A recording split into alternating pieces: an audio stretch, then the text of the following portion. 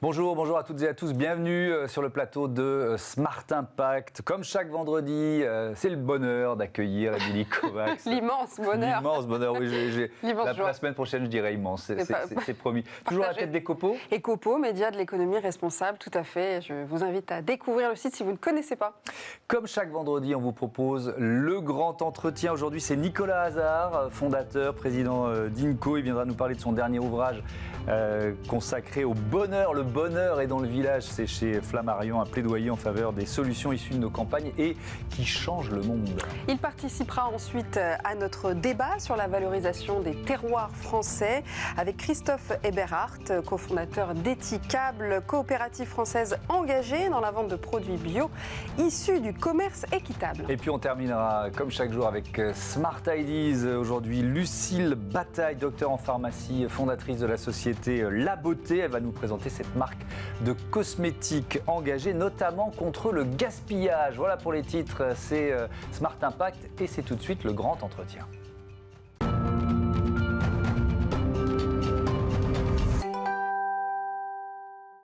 Et l'invité de notre grand entretien, c'est donc Nicolas Hazard. Bonjour. Bonjour. Bienvenue, heureux de vous accueillir. Vous êtes le fondateur, président d'Inco, conseiller spécial en charge de l'économie sociale et solidaire auprès de la Commission européenne. Et donc ce livre qui sort chez Flammarion, Le bonheur est dans le village. D'où vient l'idée, la genèse de ce livre, c'est quoi ? L'idée, c'est de se dire qu'on est face à une quintuple crise, économique, sociale, sanitaire, démocratique, économique, etc. Et que face à ça, on a besoin de solutions, on a besoin de trouver des solutions. Et moi, j'avais envie de fournir un peu d'optimisme dans ces temps un petit peu compliqués pour montrer que les solutions, elles existent. Et il y a finalement plus de solutions qu'il n'y a de problèmes et qu'on peut aujourd'hui faire les choses différemment, changer le monde, le rendre plus inclusif, plus durable. Et moi, je l'ai découvert l'année dernière en faisant un tour de France, que c'était finalement dans les campagnes que le monde de demain s'inventait aussi. On a toujours l'impression que c'est dans les métropoles que tout joue, que l'innovation, c'est dans les grands centres-villes, des capitales mondialisées. C'est aussi le prisme médiatique, qui est souvent, le projecteur est souvent dans les villes. Et c'est vous qui le dites, donc c'est d'autant mieux. Ouais, oui. Mais oui, effectivement, le projecteur, il est toujours mis sur les grandes villes. On a l'impression que tout se passe dans les grandes villes, alors que pas du tout. Le monde de demain et les grands défis de demain, c'est quoi? C'est les défis d'alimentation, les défis sanitaires, les défis d'énergie, notamment d'énergie renouvelable. Et c'est surtout dans les campagnes qu'on va pouvoir les résoudre. Et donc, on a besoin de réaménager notre territoire pour le rééquilibrer. Il ne s'agit pas de vouloir la fin des villes, on ne va pas détruire les villes, mais de rééquilibrer les choses pour qu'il y ait un juste équilibre entre la ville et la campagne. Oui, vous dites même que les territoires ruraux vont ringardiser nos métropoles. Exactement, parce qu'aujourd'hui, ce qui s'est passé pendant quelques années, il y a eu la mondialisation et l'ultra-mondialisation qui a amené une ultra-métropolisation. Et donc, on a investi massivement dans des grandes métropoles en disant, c'est la fameuse théorie du ruissellement, que finalement, l'argent qui sera fait et les emplois qui seront développés dans les grandes métropoles, ils bénéficieront à travers des transferts sociaux, à travers des subventions aux territoires ruraux qu'on a un peu abandonnés, avec notamment l'exode rural qu'on a connu dans les années 70 notamment. Mais aujourd'hui, les gens, ils ont envie de quoi ? On a envie de quoi? On a envie de qualité de vie. On a envie de vivre bien, de vivre mieux. Et aujourd'hui, dans les grandes métropoles, on a un coût de la vie qui est très cher, le coût du logement, de la pollution, des transports en commun qui sont de plus en plus longs et le temps est de plus en plus long pour aller bosser. Et donc, en gros, nous, ce qu'on nous vend, c'est de métropoliser toujours plus, de densifier toujours plus. Mais l'avenir, finalement, il est peut-être pas là. Il est peut-être de revenir un peu en arrière et de rééquilibrer les choses. Alors, on va découvrir tout à l'heure Ethicable, qui fait partie des solutions, des 30 solutions que vous citez dans votre livre. Est-ce qu'il y en a quelques autres dont vous voulez nous parler, qui vous viennent comme ça un peu spontanément? Moi, ce qui m'a beaucoup frappé, c'est vraiment les maires. Aujourd'hui, on critique beaucoup les politiques. Moi, je ne crois pas trop aux politiques nationales en ce qu'elles vont vraiment changer les choses.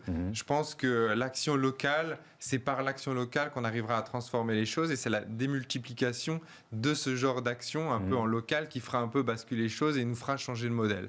Et moi, j'ai rencontré des maires absolument fantastiques qui ont réussi à leur échelle, à celle d'un village, à faire qu'un village, par exemple, comme Saint-Pierre-de-Frugy, en Dordogne, qui a vu sa dernière école fermée, tous ses commerces fermés, et donc qui était vraiment vide, en tout cas d'activité, avec le maire Gilbert, qui a pris les choses en main avec son équipe municipale. Ils ont décidé de créer le premier village bio. Bio, ça veut dire quoi? Ça veut dire juste qu'ils ont d'abord arrêté de mettre des pesticides dans le cimetière, qu'ils ont créé des chemins de randonnée, des jardins potagers. Il y a de plus en plus de gens qui sont venus, qui se sont intéressés à tout ça. Finalement, ça a permis d'ouvrir un bistrot parce que les gens avaient envie de s'arrêter pour boire un verre. Et donc, ouvrir un bistrot, c'est aussi redonner vie à un village. Et derrière, des gens sont venus s'installer, sont intéressés, ont commencé à vouloir développer des projets. Aujourd'hui, ils ont rouvert une école, ils ont même ouvert un collège, ils sont en passe de devenir autonomes en énergie et c'est devenu un village qu'on vient visiter depuis le Japon même. Il y a des QR codes qu'on peut photographier pour le faire. Donc c'est vraiment, il y a un effet boule de neige dans ce que vous racontez. Donc ces solutions qu'on trouve dans ce livre chez Flammarion, elles s'adressent à tous. On peut tous y puiser finalement des idées. Exactement, c'est 30 femmes et hommes de toutes catégories socio-professionnelles, vraiment qui viennent de tous horizons, qui exercent des métiers différents, de tous âges aussi, qui à un moment ont décidé de prendre leur destin en main et de se dire, moi à mon échelle, je vais changer les choses et je vais faire les choses différemment. Et j'attends pas de l'État. Et j'attends pas de l'État et j'attends pas que ça arrive parce que ça n'arrivera pas malheureusement. Et donc, ils ont décidé à leur échelle de changer les choses et c'est un peu un manuel pour tous celles et ceux qui auraient envie aussi de changer les choses et de faire des choses, d'aller puiser des petites histoires pour pouvoir, dans le domaine de la santé, de l'agriculture, de l'énergie, dans le domaine de la démocratie, comment on réinvente la démocratie de demain, etc. Si on a envie de faire une expérience comme celle-là et de l'appliquer à là où on habite, et y compris sur une petite échelle qui est celle d'un village, on peut le faire. En tout cas, c'est le manuel pour ces initiatives. Alors, vous êtes le fondateur d'Inco, on l'a dit, société spécialisée dans l'investissement historiquement depuis 2010-2011, mais également le conseil, l'incubation, la formation. On a quelques chiffres clés à rappeler, plus de 200 millions d'euros conseillés, gérés chez Inco Ventures. Inco Incubators, c'est plus de 500 startups accompagnées par an. Inco Academy, 20 000 personnes formées par an. Vous êtes 200 salariés dans une cinquantaine de pays actuellement. Comment est-ce que vous accompagnez justement les territoires aujourd'hui ? Nous, on a fait la même erreur que font beaucoup de gens. C'est-à-dire qu'on s'est beaucoup développé. Nous, on investit dans des entreprises à impact. On a créé un des premiers fonds à impact dans le monde il y a 10 ans. Et donc, on a commencé et on les finance, ces projets-là, mais on les accompagne aussi à travers des incubateurs, notamment, donc des lieux physiques où les porteurs de projets peuvent venir. Puis au bout d'un moment, on s'est développé sur tous les continents. On est présent dans une cinquantaine de pays et on s'est dit, mais en fait, on n'est que dans les métropoles. C'est-à-dire qu'on a investi et on accompagne des projets que dans les métropoles. Il y a 50% de la population mondiale qui vit dans les villes. Mais ça veut dire quoi? Ça veut dire que 50% ne vit pas dans les villes, justement, et vivent dans des territoires ruraux. Donc on s'est dit, il faut complètement changer de braquet et nous-mêmes aller chercher ces projets et montrer que l'innovation, elle n'est pas que dans les centres urbains. Mais est-ce qu'ils sont plus difficiles à trouver, ces projets? Est-ce qu'ils passent un peu sous les radars? On est dans la même logique que ce qu'on se disait tout à l'heure sur la lumière médiatique, quoi. Ils sont sous les radars des médias, des financiers, des institutions, en gros, où on pense, parce qu'il y a ce dogme qui est très profond en nous, qui est de se dire, mais en fait, l'innovation, elle n'est possible que dans les villes, et c'est dans les villes qu'on va créer les futures licornes. Tout le monde parle des licornes, etc. Alors et qu'il que pas se passe forcément, rien du tout. Alors que pas forcément. Et d'ailleurs, est-ce qu'on a envie d'avoir que des licornes? Non, moi, je crois pas. Puisque aujourd'hui, il y a plein de territoires qui peuvent développer des solutions à leur échelle, qui vont créer de l'emploi en local, qui vont redynamiser des territoires. Et la démultiplication de tout ça, ça fait qu'on crée une nouvelle économie qui est plus au service de l'homme et qui est plus responsable d'un point de vue environnemental. Ça veut dire qu'Inco, notamment, forme, je crois, des jeunes ou des publics, en tout cas fragiles, issus notamment de territoires, justement pour les réinsérer dans cette économie locale? Exactement. On est allé même plus loin, c'est-à-dire que on a développé un projet à Saint-Bertrand de Comminges, qui est un petit village dans les Pyrénées, dans le Comminges, où on a acquis une ferme pour en faire un incubateur de la ruralité pour entrepreneurs de la ruralité. Ça veut dire quoi? Ça veut dire qu'on veut faire venir dans ce lieu-là, qui est une sorte de Villa Médicis, mais de l'innovation rurale, on veut faire venir des entrepreneurs, par exemple le fondateur d'Uber ou quelque chose comme ça, qui va venir dans la ruralité pendant 3 mois, tester sur place son application, mais adaptée à la ruralité. Parce que le problème, c'est que toutes les applications, les innovations qu'on a, elles sont toujours dans des contextes de ville. Et donc, on a besoin aussi d'avoir des lieux de pilotage, des lieux de test, où les fondateurs, les entrepreneurs, tous ceux qui ont des idées, qu'ils soient locaux ou qui viennent des villes, puissent tester leur innovation pour qu'on crée de l'innovation en milieu rural. Allez, on continue avec vous, évidemment, de débattre autour de ces thèmes. Et on va faire un focus sur le commerce équitable, bio, durable. Tout ça en un.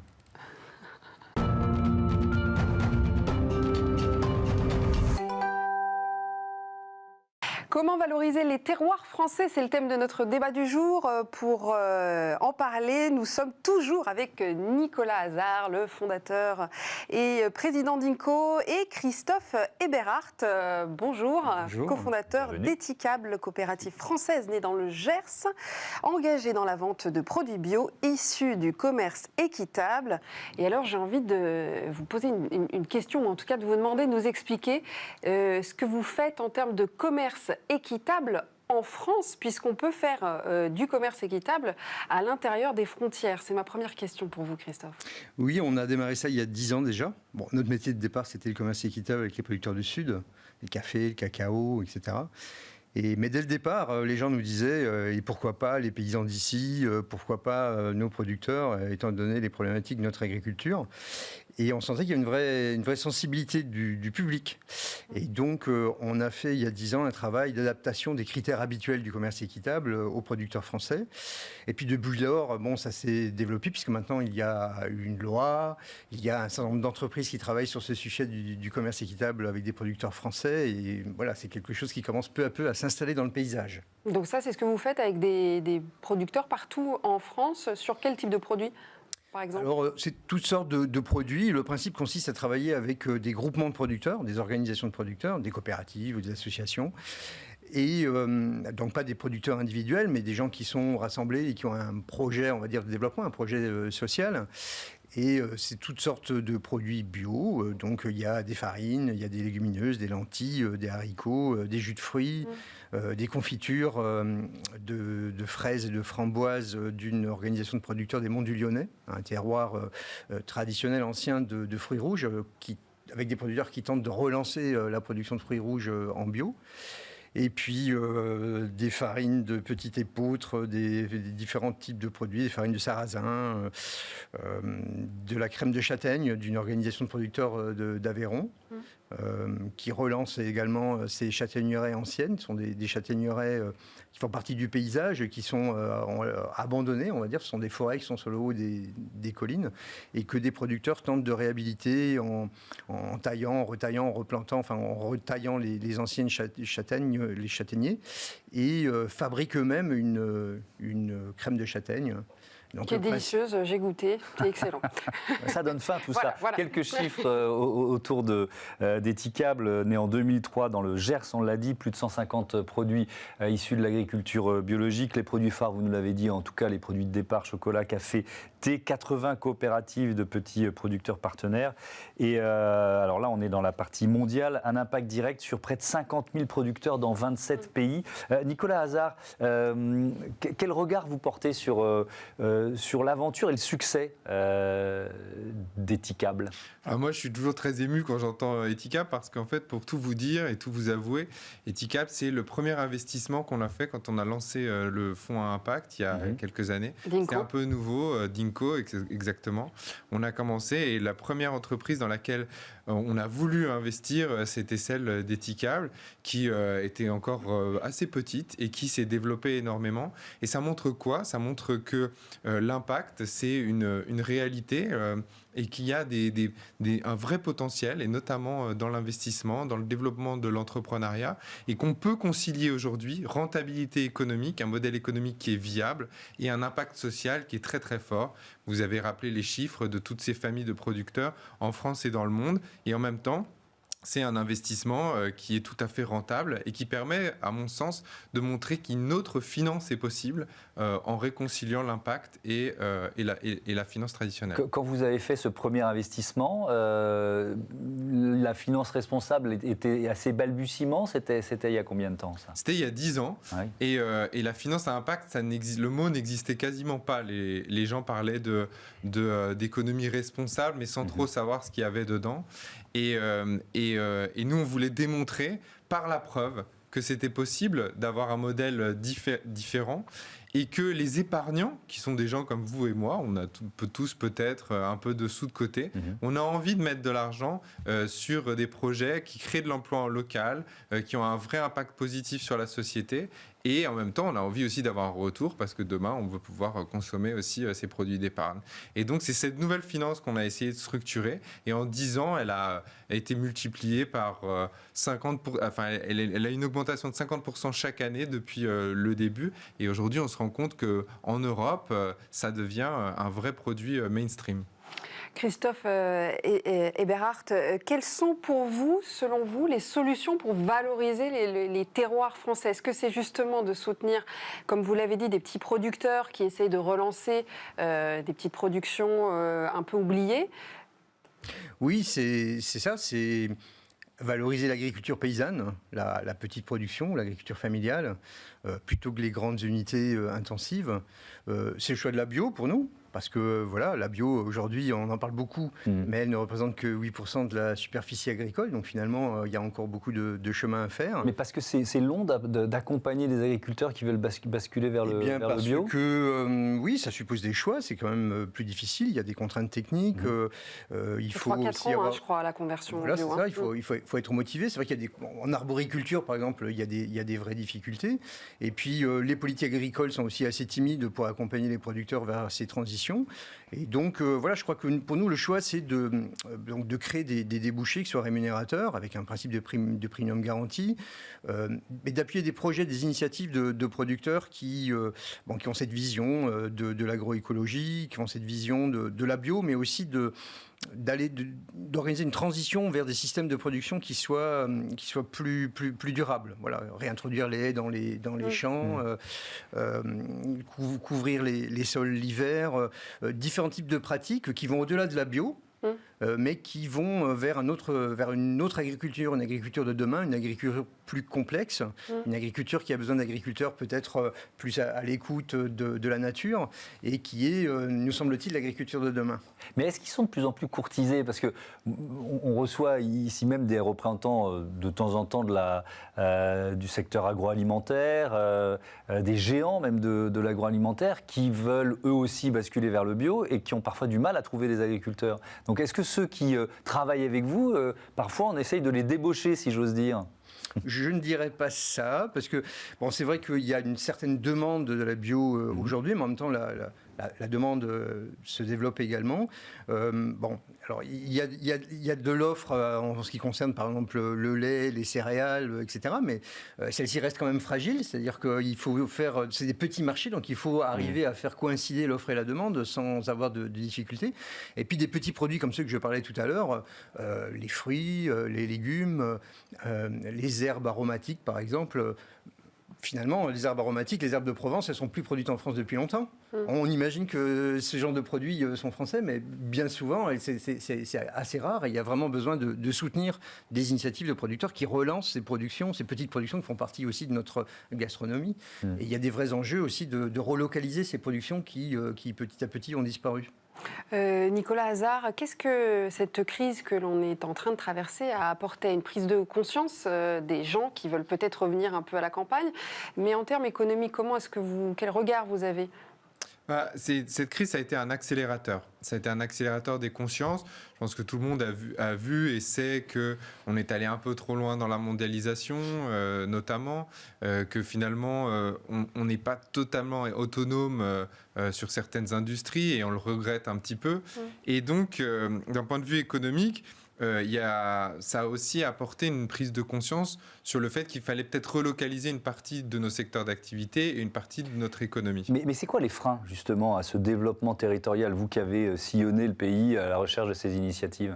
Les freins, ils sont divers. La première, c'est les freins, ils sont dans nos têtes. C'est-à-dire qu'il y a un dogme très fort qui veut, et c'est la théorie des avantages comparatifs de Ricardo, qui veut qu'on se dise qu'on gagnera plus d'argent si nous, on se spécifie sur les services, notamment sur la R&D, que l'usine, elle sera en Chine, en Inde, et que les aliments, ils seront produits en Afrique ou en Amérique du Sud. Et donc, on a tout intérêt à le faire.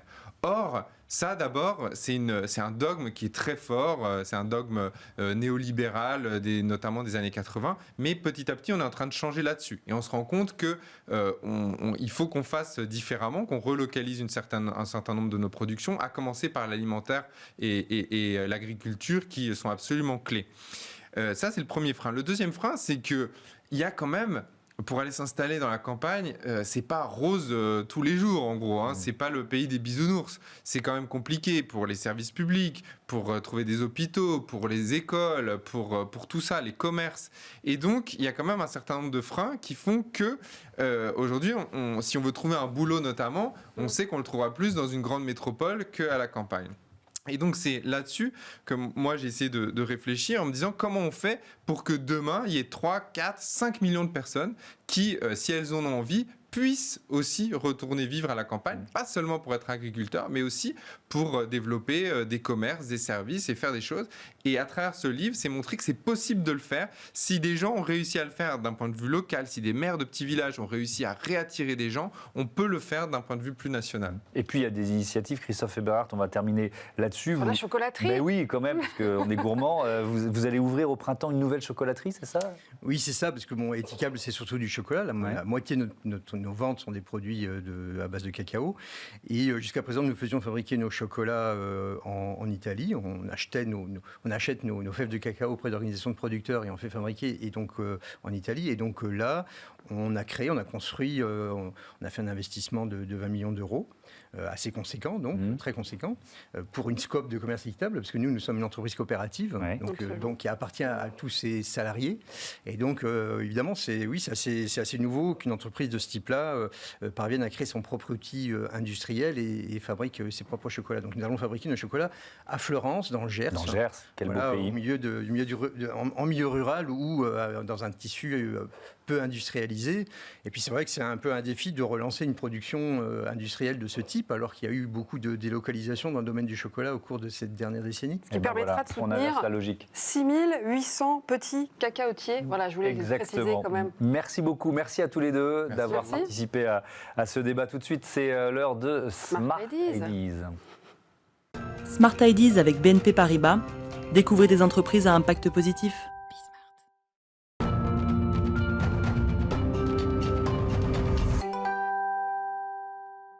La bonne idée du jour, c'est celle de Lucille Bataille. Bonjour, vous êtes docteur en pharmacie, fondatrice de La Beauté, marque de cosmétiques, engagée, vous faites du sur-mesure et vous voulez lutter contre le gaspillage. On peut peut-être commencer par ça? Oui, absolument.